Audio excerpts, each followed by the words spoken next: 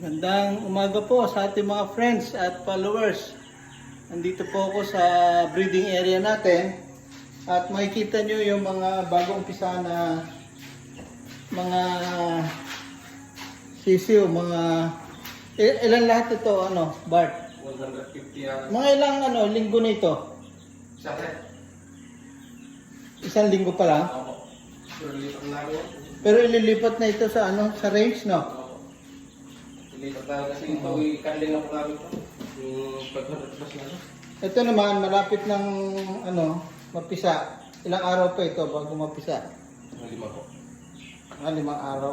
Kasi kakandling namin sir. Lagay namin Dito sa structure lang. ito naman yung mga maliliit nating incubator na puno. At may konti pa na mga itlog. May konti pa itlog pero patapos na yung Oo po. yung ating breeding season. Pero mga ilan na na-produce natin? May 500? Meron sir.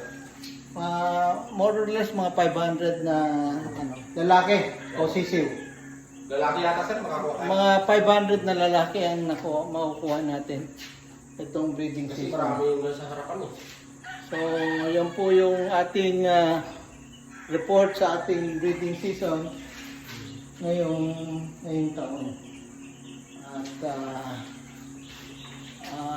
gusto sana namin more than 500 pero talagang limited lang yung ating incubator at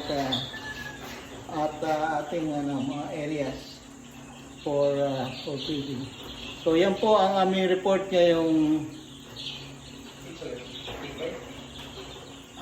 po ay Sabado, May 24, 2025. Maraming salamat at happy Saturday sa inyong lahat.